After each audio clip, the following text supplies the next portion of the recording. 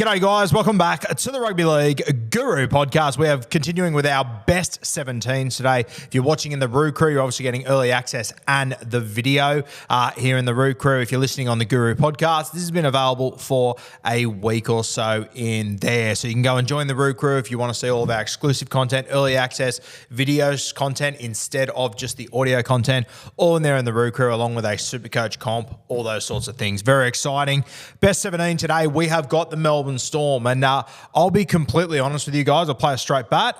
This might be the shortest and the sharpest one of them all, because I personally think this side picks itself. I don't think there's any curly ones coming our way. I don't think there's anything doing there. I think this side essentially picks itself from start to finish. There are a couple of guys in there on the bench that maybe I'm happy to see a move on. I've actually left a veteran out of the side that featured in the grand final, so we'll get to that soon. But outside of that, I think it's pretty straightforward. So let's just rip the scab off it. Fullback, we've got Ryan Pappenhausen, obviously re-signed for another year or two down there. Still sort of finding his best form after those injuries, but I think Pappy's in for another big season. You've got Suafalongo there, who's incredibly talented. You guys know he's been a CBA of mine for the last few seasons, and I think you've all been able to see what he's capable of doing now. But for me, Pappenhausen is still the first choice fullback at the club. So he will line up in the one jersey. Sua will be putting pressure on him, and if Pappy has an injury or misses any football, you'd be very nervous giving Sua an opportunity to show what he can do. Let's move to the wingers. These two pick themselves. Xavier Coates, I think he's one of the best wingers in the game. I still think he's a little bit underappreciated, to be honest with you. I think when people talk about the best wingers in the game, you know, they talk about Brian To'o, the Lomaxes of the world. And I just think sometimes Coates gets a little bit left behind. I think sometimes being in Melbourne, he's a bit of out of sight, out of mind. But he's probably the most athletic outside back in the game, I would argue. He'd be right up there with him. So an incredible player, Xavier Coates, he'll be there. Will Warbrick, a real coming-of-age season last year. We've all been able to see how talented Will Warbrick has been over the last few years. Spent a lot of time in Queensland Cup. I watched quite a bit of him there and couldn't really work out why Bellamy wasn't playing him in first grade. Bellamy did what Bellamy tends to do, brought him in at the right time. You could still see in first grade he was very raw. There was a couple of occasions over the last 2 years where I thought, fuck, this bloke is one bad error or one bad read away from being dropped to reserve grade. And Bellamy has persisted. And I think he's turned into one of the better wingers in the game, Will Warbrick. So he'll line up there with Xavier Coates on the other sting. Centres, I think Nick Meaney is an absolute automatic. I think he will be in there. He will be the first choice goal kicker in this side as well from a Supercoach point of view. I do wish it was Ryan Pappenhausen, but it looks like at the moment it will remain as Nick Meaney there. So he will be one of the centres. The other one, I think it's pretty straightforward. Personally, I'd be happy to be wrong on this, but I think Jack Howarth is just about locked in there. They have obviously got the fellow that's come over from Rugby Sevens. I'm just on their website. They actually don't have his name there. Hey, Kat, can you get the name for me? Melbourne Storm player. He's come over from New Zealand Rugby. I think he's come from Rugby Sevens. He's an outside back there. I've heard that he is training in the centres. And from what I've gathered, I think he's doing really well. So Moses Leo, that's it. Yeah, Leo. So I've been told from people down there that he is really impressed and he's been doing well. But personally, I think Jack Howarth will still line up in the centres. But one to keep an eye on in the preseason, because similar to Warbrick a couple of years ago, he's walked in the door and he's been very impressive. From what I've kind of heard, I think he's been even more impressive than what the Brick was when he first arrived. So one to watch there. But for me, Jack Howarth and Nick Meaney line up in the centres for round one. Let's get to the halves. Obviously, the Dally M medalist from last year, Jerome Hughes, he lines up in jersey 7, the halfback. He'll play on the right edge. Say less kind of stuff. He's been incredible. 5'8", Cam Munster. I personally think this is the biggest year of Cam Munster's career, and I don't think it's overly close. He's a guy that's obviously been known for his big games and his big moments. Over the last 2 years, I'd argue there's probably been less big moments than at any other 2-year period throughout his entire career. He was out for a lot of last year. We got a little bit panicked about Melbourne. Tyron Wishart came in and did an incredible job. I said a few times throughout last year that full credit to Wishart that they're missing Cameron Munster, and it didn't really hurt them that much. His Queensland side, obviously, he wasn't able to play last year. Tom Dearden came in. Off the back of that, he earned the honour of playing for the Kangaroos in the 5'8 jersey. He got man of the match in the final as well. So Cam Munster, I wouldn't go as far as to say he's a forgotten man at the moment, but I just don't think he's getting the attention that he usually would at the moment. The grand final, had an okay game, but wasn't fantastic. Obviously, the Liam Martin try was a spot that they targeted his edge and whatnot, and I don't walk away from that grand final. I'm happy to be pulled up if I'm wrong, but I don't walk away from that grand final and go, oh yeah, there was a moment there for Cam Munster, whereas there was a few for Nath Cleary, there was a few for Dylan Edwards and whatnot. I don't walk away from that game, which is unusual for Cam Munster. So I think this year he's in for a big season. I think he bounces back in a big way. I've said to you guys on a number of occasions, I think the Melbourne Storm win the comp this year, and I think Munster's in for a big, big season because he's got a little bit to prove. I remember I posted only a few weeks ago on Instagram about Tom Did and, where does he fit? Does he play in the Queensland side? Is he in 14 or not?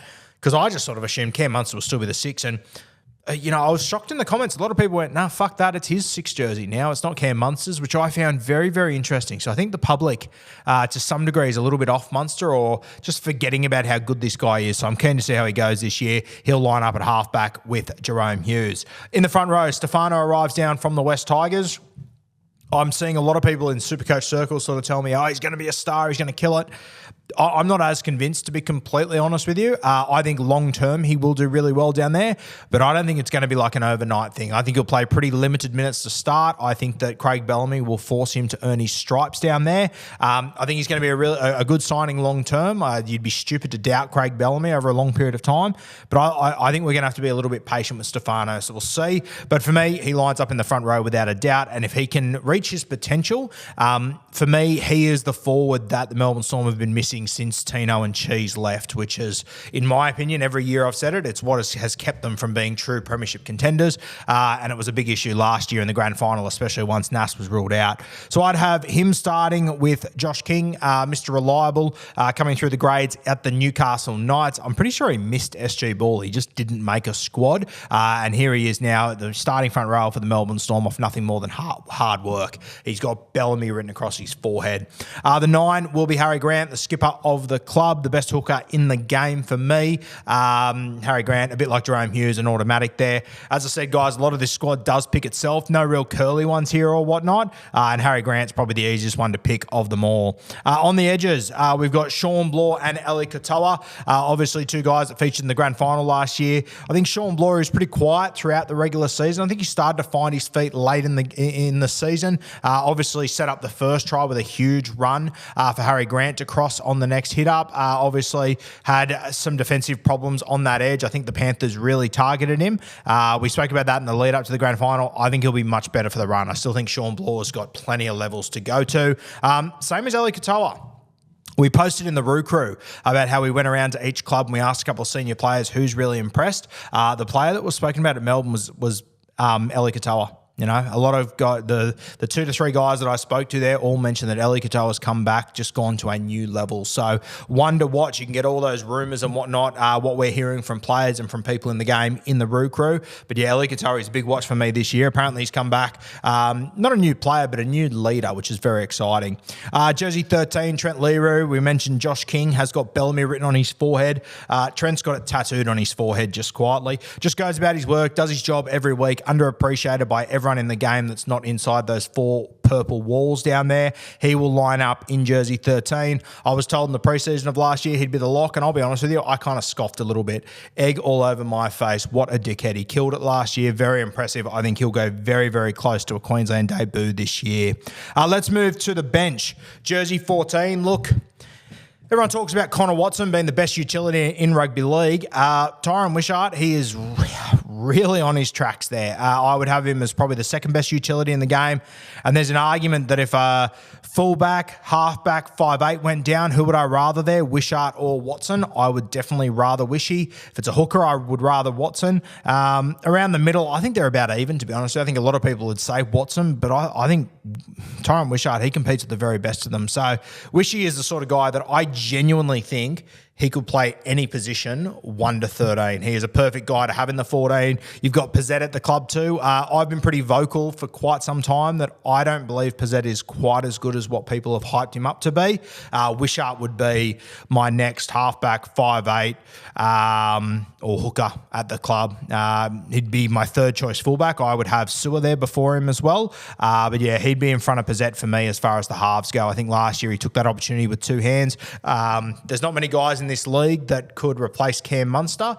Wish he honestly did it standing on his head. So he's jersey 14 for me. I think he's a certain. He got invited to Laurie Daly's Blues get-together the other day, which is just such a huge nod of approval. We spoke about Wishy so much when he was playing reserve grade for the Dragons, just couldn't understand why they weren't utilising him. And it's great to see the Melbourne Storm welcome him down there and take full advantage of it, and they're reaping the rewards. You love to see it.